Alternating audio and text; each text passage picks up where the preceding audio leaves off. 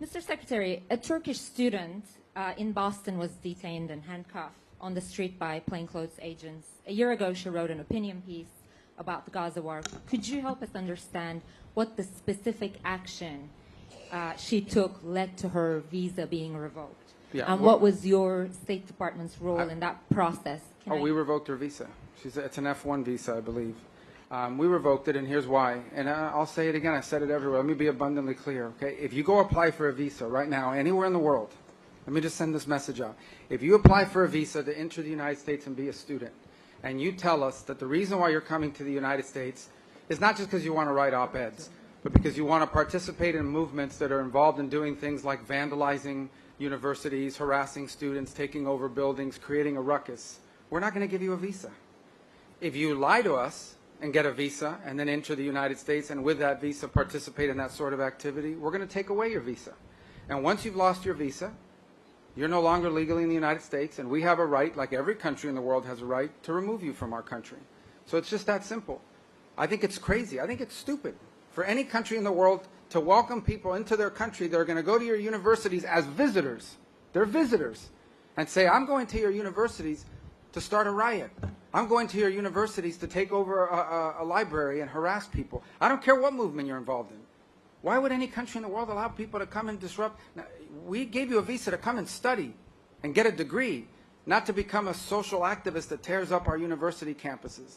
And if we've given you a visa and then you decide to do that, we're going to take it away. I encourage every country to do that, by the way, because I think it's crazy to invite students into your country that are coming onto your campus and destabilizing it. We're just not going to have it. So we'll revoke your visa, and once your visa is revoked, you're illegally in the country and you have to leave. Every country in the world has a right to decide who comes in as a visitor and who doesn't. If you invite me into your home because you say, I want to come to your house for dinner, and I go to your house and I start putting mud on your couch and spray painting your kitchen, I bet you're going to kick me out. Well, we're going to do the same thing if you come into the United States as a visitor and create a ruckus for us. We don't want it. We don't want it in our country. Go back and do it in your country. But you're not going to do it in our country. Sure. Just tell me your follow-up, and I'll tell everyone. Depending on your question, I'll answer it or not. All right. I now invite our Guyanese representative. Can I get her follow-up real quick? Go ahead. Could you confirm, there's no reporting that 300 visas, State Department revoked 300? Maybe more. Might be more than 300 at this point. We do it every day. Every time I find one of these lunatics, I take away their visa. You're saying it could be more than 300 sure, visas? I hope.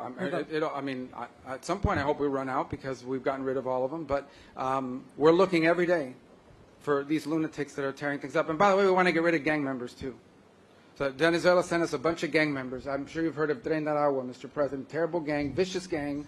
They flooded in there. Yesterday, just so everybody knows, yesterday, one of these gang members who was involved in New York City and attacking a police officer was deported back to Venezuela because they're now taking flights again, because of some strong measures we've taken. And this guy lands. This guy's a guy that attacked a police officer in New York City and laughed about it in court with a smirk on his face. When he gets off the plane in Venezuela, he's welcomed by this character named Diosdado Cabello. I don't know if you've heard of this guy. Yes. And he welcomes and hugging the guy. So does anybody have any doubt that these people are pushing these people into the United States to destabilize us in the region?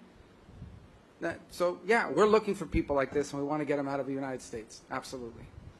Thank you. We'll now feed a question from Guyana. Thank you.